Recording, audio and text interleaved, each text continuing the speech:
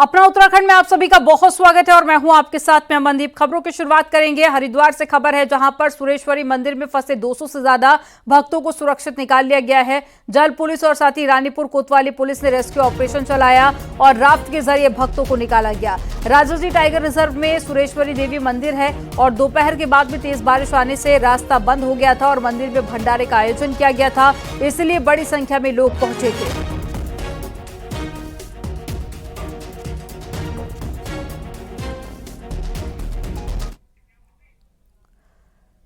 खबर हरिद्वार से है। यहां पर गंगा नदी में कई गाड़ियां बह गई, कई कार कागज की नाव की तरह अचानक से गंगा नदी में बहने लगी। हरिद्वार में दोपहर के बाद में बारिश हुई और ऊपरी इलाकों में बारिश हुई थी, जिससे कि खड़खड़ी स्थित सूखी नदी में उफान आ गया और सूखी नदी के पास में खड़ी गाड़ियां अचानक से बहकर गंगा में पहुंच गई और गंगा नदी में बहने लगी। तस्वीरें आप देख सकते हैं जिसमें कार गंगा नदी में बह रही है।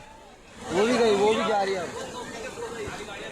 पानी का धार। हरिद्वार में सीजन की पहली बारिश आफत लेकर आई है। बरसाती नदी में अचानक पानी आ जाने से वहां पास में खड़ी हुई कई गाड़ियां कागज़ की नाव की तरह बह गई और सभी गाड़ियां बहती हुई हरकी पैड़ी की ओर चली गई। ये पूरी जो घटना है खड़खड़ी शमशान घाट के पास की है। वहाँ बहने वाली सूखी नदी जो पूरे साल भर सूखी रहती है, लेकिन बरसात का पानी उसमें चलता है। आज हरिद्वार में जैसे ही अचानक तेज़ बारिश आई दोपहर के वक्त, वहाँ खड़ी हुई सभी गाड़ियाँ कागज़ की नाव की तरह बह गई। कागज़ की नाव की तरह जैसे ही गाड़ियाँ बहने लगी, वहाँ पर मौके पर पूरी तरह से अफरा तफरी मच गई। गाड़ियों के जो मालिक थे वो भी खड़े हुए देखते रह गए कि कहाँ ये गाड़ी किस तरह से बह गई है। इस वक्त हम शमशान घाट हरकी पैड़ी पर शमशान घाट पर मौजूद है खड़खड़ी के, और यहाँ पर देखा जा सकता है कि ये जो दो गाड़ियाँ हैं अभी यहाँ पर फंसी हुई हैं और एक तीसरी गाड़ी जो कि थोड़ी दूरी पर आगे फंसी हुई है। और जो लोग हैं, जो गाड़ी के जो मालिक हैं या उनके साथ आए हुए जो लोग हैं या स्थानीय लोगों की भीड़ यहाँ पर जमा है और इंतज़ार किया जा रहा है कि कैसे इन गाड़ियों को यहाँ से बाहर निकाला जाए। पुलिस भी, स्थानीय पुलिस भी यहाँ पर मौजूद है और एसडीआरएफ की टीम का यहाँ पर इंतजार किया जा रहा है। क्रेन का इंतजार यहाँ पर किया जा रहा है। जल्द से जल्द मशीनों को बुलाकर इन गाड़ियों को यहाँ से बाहर निकाला जाएगा। न्यूज़ 18 पुलकेश शुक्ला, हरिद्वार। देहरादून में भी आज शाम खूब बारिश हुई। अब बारिश से लोगों को राहत तो मिली, लेकिन कई इलाकों में जल भराव की दिक्कत भी हो गई है, तो कई जगह पर रोड धंस गए हैं। मानसून की पहली ही बारिश में स्मार्ट सिटी की सड़कें कई जगह पर धंस गई, बड़े बड़े गड्ढे हो गए और गाड़ियां भी फंस गई। गाड़ियों को निकालने के लिए जेसीबी की मदद लेनी पड़ी। ये तस्वीरें इंदिरा नगर की हैं, जहां पर स्मार्ट सिटी के कामों के बाद में सड़कों का क्या हाल है आप खुद देख सकते हैं।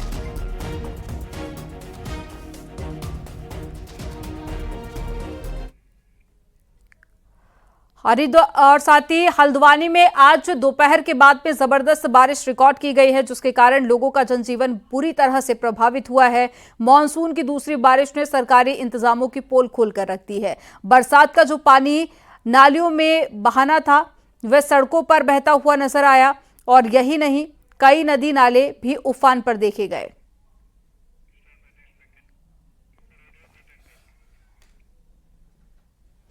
उत्तराखंड में मानसून ने अपना प्रभाव दिखाना शुरू कर दिया है। इस बार जिस तरह से गर्मी देखने को मिल रही है, माना जा रहा है कि ठीक इसी तरह बारिश भी जमकर हो सकती है। आपदा प्रबंधन विभाग ने सभी विभागों को अलर्ट पर कर दिया है। एक रिपोर्ट आपको दिखाते हैं।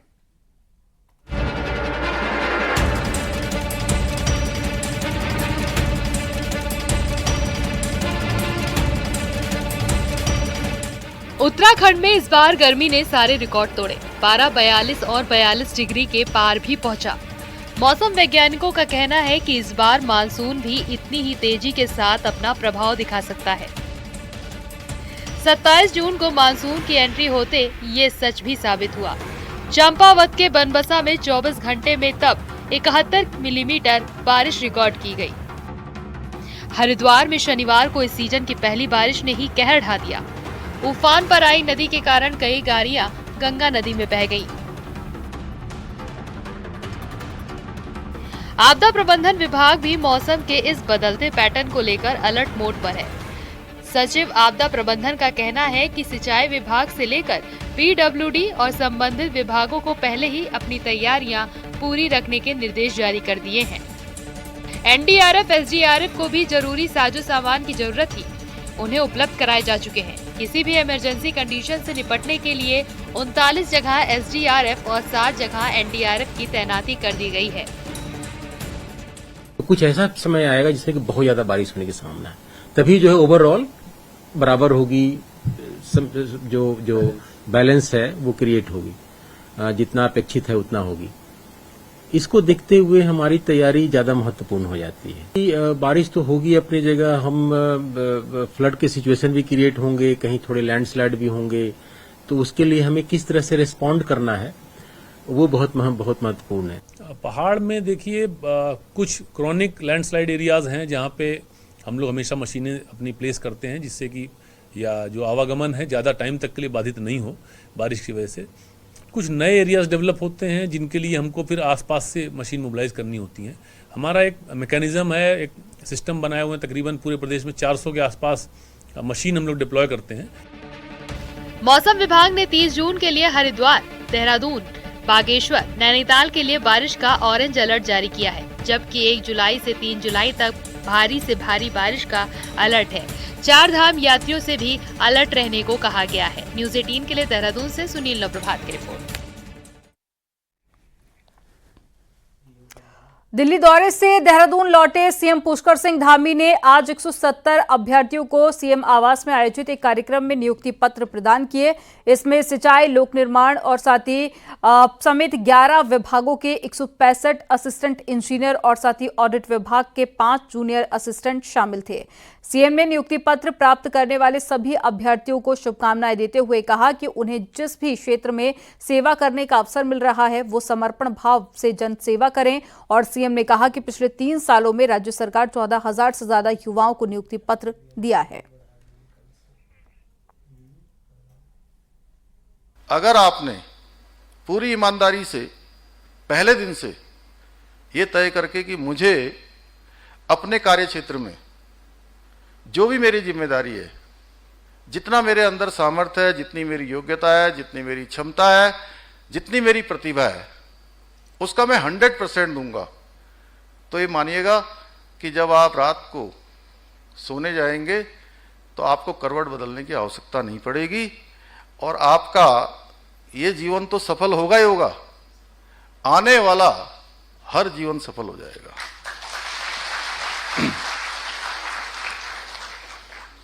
आपके कामों से न केवल हमारी जो ये वर्तमान पीढ़ी है, वो आने वाली पीढ़ियां भी इसका लाभ लेंगी, इससे लाभान्वित होंगी। और किसी भी विभाग में जो सहायक अभियंता है वो एक महत्वपूर्ण कड़ी के रूप में देखा जाता है, जो विभिन्न स्तरों पर कार्यों के बीच सेतु का काम करता है।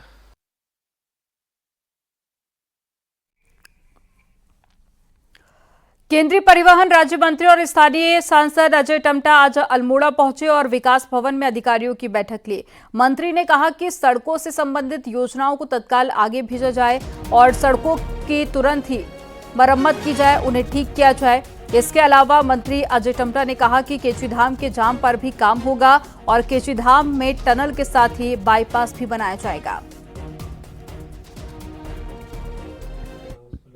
बड़े अभी काम स्वीकृत किए हैं, उनके लिए भी हमारे को मुझे लगता है कि हमको उन सड़कों का भी हमको लाभ मिलेगा। और हमारे कनेक्टिविटी जो हमारी हल्द्वानी के साथ, अल्मोड़ा के साथ है, इस कनेक्टिविटी के लिए भी मैंने रिव्यू लिया है। कैची और के पास जो जाम लग रहा है उसमें टनल और बाईपास दोनों का हमने डीपीआर तैयार करा है, हम उसको तुरंत तत्काल स्वीकृत कर देंगे। अगर आप भी पनीर और पनीर से बनने वाले आइटम्स के शौकीन हैं, सावधान हो जाइए, क्योंकि कहीं आप पनीर के नाम पर धीमा जहर तो नहीं ले रहे हैं। अब ऐसा क्यों कह रहे हैं हम, एक रिपोर्ट के जरिए आपको दिखाते हैं।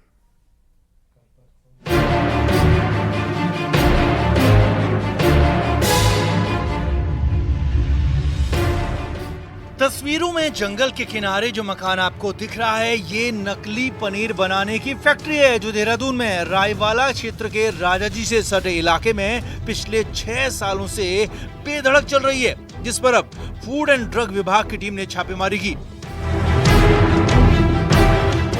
टीम ने करीब 2.5 लाख का नकली पनीर और नकली पनीर बनाने की सामग्री भी जब्त की है। इस फैक्ट्री से बनने वाला नकली पनीर ऋषिकेश से लगे इलाकों के साथ ही नरेंद्र नगर तक भेजा जाता है और ये फैक्ट्री हर दिन में 6 से 10 क्विंटल नकली पनीर तैयार करती है। फैक्ट्री हमें मिली है, ये पंकज नाम का व्यक्ति है जो पिछले 2016-17 से कंटिन्यू जो है पनीर का निर्माण बना रहा है वहाँ पर, और ऋषिकेश और ये छिद्दर वाला इलाके में सप्लाई कर रहा था। लेकिन इसके पास मौके में जो सामान मिला है वो संदिग्ध है, और संदेह के आधार पे हमने उसके 5 नमूने जांच के लिए लिए, क्योंकि हमें मौके पे जो है पाम ऑयल मिला है, एसिटिक एसिड मिला हुआ है, और कई सारी जो छोटी मोटी चीज़ें हैं जो कि पनीर में नहीं मिलाई जानी चाहिए वो मिले हैं। एफडीए के अधिकारियों का कहना है कि नकली पनीर बनाने के लिए फैक्ट्री मालिक अरारोट, एसिटिक एसिड और पाम ऑयल का इस्तेमाल करते हैं, जो सेहत के लिए बेहद ज्यादा हानिकारक है, और इसे ज्यादा मात्रा में खाने से तमाम बीमारियां हो जाती हैं, यहाँ तक कि दिल को भी दिक्कत हो सकती है। पहले भी नकली पनीर और नकली मावे पर कई जगहों पर कार्रवाई हो चुकी है, लेकिन सबसे बड़ा सवाल यही है कि राजधानी देहरादून में अफसरों की नाक के नीचे 6 साल से नकली पनीर बनाने की फैक्ट्री आखिर चल कैसे रही थी। देहरादून से न्यूज़ 18 के लिए सत्येंद्र बर्तवाल की रिपोर्ट।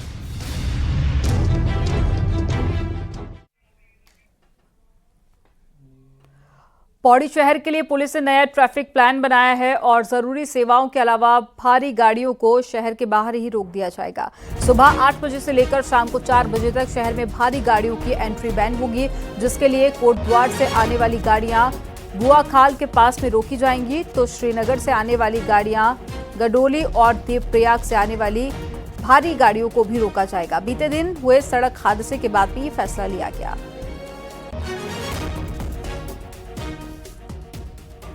पौड़ी कस्बे में जो भारी वाहन आते थे, जिसके कारण सड़क दुर्घटनाएं भी हो रही थी और पिछले कुछ समय में कैजुअलिटी भी हुई हैं, तो ये हमने ट्रांसपोर्टर्स के साथ भी और व्यापार मंडल जो यहाँ लोकल लोग हैं उनसे भी बातचीत की थी, तो सभी ने इस पे सहमति बनाई। उत्तरकाशी का गोमुख तपोवन ट्रैक ट्रैकर्स की पहली पसंद बनता जा रहा है और इस ट्रैक के माध्यम से भी मध्यम श्रेणी का दर्जा इसे दिया गया है, और इसीलिए इसे यहाँ ट्रैकर्स के साथ में सैलानी भी आ सकते हैं और इसे काफी ज्यादा पसंद भी किया जा रहा है। रिपोर्ट आपको दिखाते हैं। भागीरथी मैया की भागीरथ वंदे वंदे।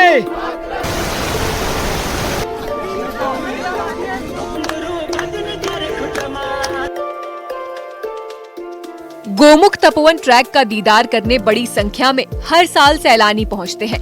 इस ट्रैक पर देहरादून का 21 सदस्यीय दल गोमुख तपोवन की ट्रैकिंग करके लौटा है।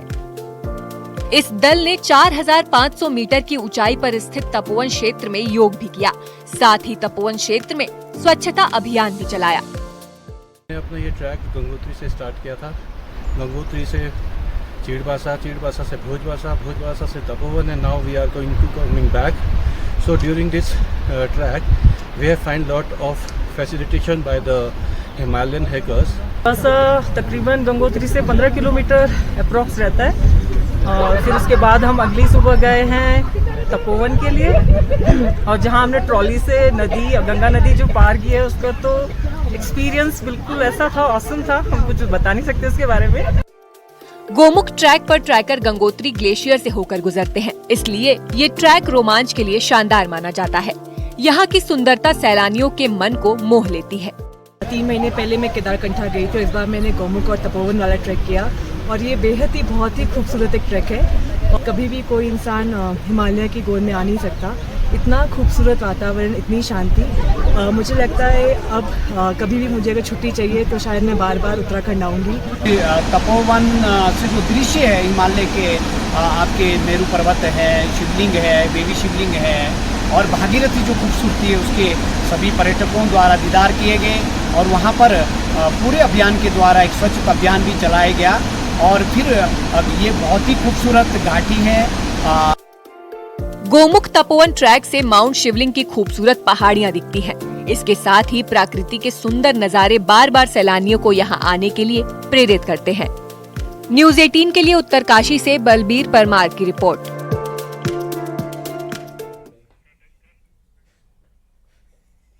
मसूरी से लगी जौनपुर इलाके की अगलाड़ नदी में आज मौन मेला मनाया गया, और मानसून की शुरुआत में हर साल इलाके के लोग नदी में उतरकर मछली पकड़ते हैं और करीब 4 किलोमीटर के एरिया में मछली पकड़ी जाती है। इस दौरान सैकड़ों की संख्या में लोग नदी की धारा में पहुंचते हैं और वहां पर तिमूर की छाल से बना पाउडर जाता है और इस पाउडर से कुछ देर के लिए मछलियां बेहोश हो जाती हैं, जिसके बाद में उन्हें पकड़ा जाता है। इस मौके पर ढोल नगाड़ों के साथ में लोक नृत्य भी किया जाता है।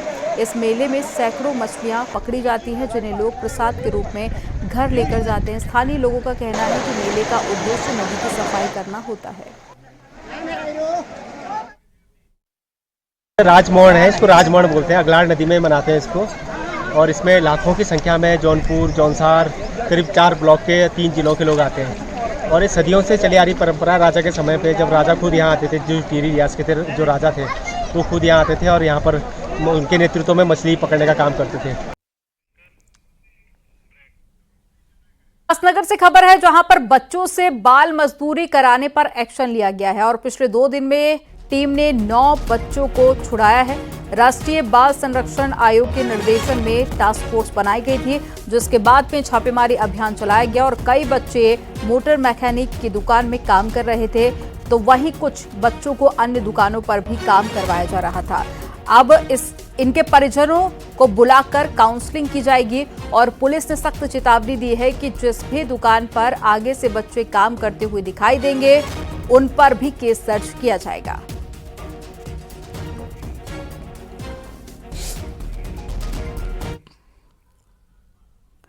चमोली की बद्रीनाथ सीट पर उपचुनाव होने जा रहे हैं और यहां पर पहुंचे कांग्रेस प्रदेश अध्यक्ष करण माहरा ने कहा कि राज्य में महिला अपराध बढ़ रहे हैं और ज्यादातर बीजेपी के नेता इनमें शामिल हैं। उन्होंने कहा कि अगर अंकिता केस में सख्त एक्शन होता तो दूसरी बेटी के साथ में दरिंदगी नहीं होती, लेकिन हर बार दोषियों को बचाया जा रहा है। और करण माहरा ने कहा है कि बद्रीनाथ की जनता ने बदलाव का मन बना लिया है और राजेंद्र भंडारी ने जो जनमत का अपमान किया है उसका जनता जवाब देगी।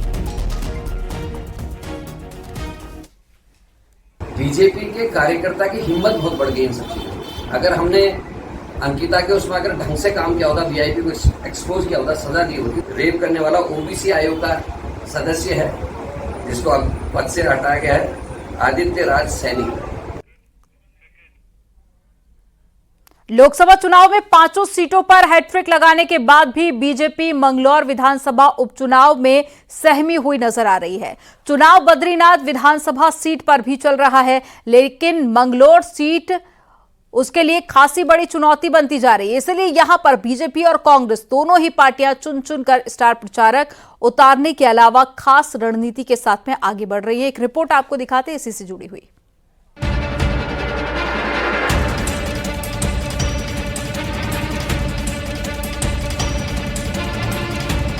बद्रीनाथ और मंगलौर में उपचुनाव के लिए 8 जुलाई को प्रचार थम जाएगा। अब मंगलौर सीट खासी चर्चाओं में है। इस सीट पर कभी कांग्रेस तो कभी बीएसपी का कब्जा रहा है, लेकिन मुस्लिम, गुज्जर, जाट और एससी मतदाताओं वाली सीट को बीजेपी कभी नहीं जीत पाई। लिहाजा इस बार खास रणनीति अपनाते हुए बीजेपी ने हरियाणा से गुज्जर नेता और पूर्व मंत्री करतार सिंह भड़ाना को मंगलौर लाकर मैदान में उतारा है। लेकिन इस सीट पर 50% से ज्यादा मुस्लिम वोटर होने के कारण बीजेपी अभी भी टेंशन में है। बीजेपी की एक उम्मीद बीएसपी और कांग्रेस के बीच मुस्लिम वोटों के ध्रुवीकरण से बनने वाले त्रिकोणीय मुकाबले से भी है। लेकिन लोकसभा चुनाव का ट्रेंड देखें तो बीएसपी को इस सीट पर सिर्फ 5000 वोट मिले, जबकि कांग्रेस 44,000 वोट के साथ सबसे आगे रही। पिछली बार की तुलना में मजबूत प्रत्याशी उतारा है। करतार सिंह भड़ाना 2 बार कैबिनेट मंत्री रहे हैं, हरियाणा से, उत्तर प्रदेश से विधायक रहे हैं। उनका राजनीतिक अनुभव बहुत बड़ा है और सामाजिक कार्य करने का भी उनका अनुभव है। एक मजबूत नेता है, कद्दावर नेता है। तो उनके प्रत्याशी बनने के बाद वहां का चुनाव त्रिकोणीय हुआ है। बीजेपी अब जाट गुज्जर वोटर की गोलबंदी में जुटी हुई है। इसके लिए बीजेपी 5 जुलाई को बतौर स्टार प्रचारक राष्ट्रीय लोकदल के जाट नेता जयंत चौधरी को मंगलौर में उतार रही है। सीएम धामी भी 5 जुलाई को यहां मौजूद रहेंगे। उसके बाद राष्ट्रीय प्रवक्ता शहनवाज हुसैन को भी मंगलौर बुलाया गया है। तो इधर कांग्रेस गुज्जर नेता सचिन पायलट और सांसद इमरान मसूद को बतौर स्टार प्रचारक मंगलौर में ला रही है। त्रिकोणीय मुकाबले पर कांग्रेस का कहना है कि ये बीजेपी का षड्यंत्र है। वो चुनाव जीतने के लिए बाहर से प्रत्याशी लाने के साथ ही कुछ भी कर सकती है। रूप से देखिए, बीजेपी का एक षड्यंत्र भी हो सकता है, जिनको वोट कटवा राजनीति कराने का पुराना बीजेपी के पास तजुर्बा भी है। और जिस तरीके से बीजेपी हतोत्साहित है, बीजेपी को समर्थन नहीं मिल रहा है, उनका जो बाहरी उम्मीदवार है, जो वहां पर एक बाहरी का नारा भी चल रहा है, लोग महसूस कर रहे हैं कि बिहार का आदमी अंदर का आदमी, तो उसमें भी अंतर आ रहा है। इसमें बीजेपी घबराहट में वो कुछ भी करेगी सत्ता का। बद्रीनाथ सीट पर कांग्रेस ने गढ़वाल मंडल के अपने सभी नेताओं को झोंका हुआ है, लेकिन मंगलौर सीट पर वो खासी सतर्कता बरत रही है। उसे डर है कि अगर चुनाव बीजेपी की मंशा के मुताबिक त्रिकोणीय हुआ तो नतीजा कांग्रेस के खिलाफ भी जा सकता है। न्यूज़ 18 के लिए देहरादून से सुनील नौप्रभात की रिपोर्ट।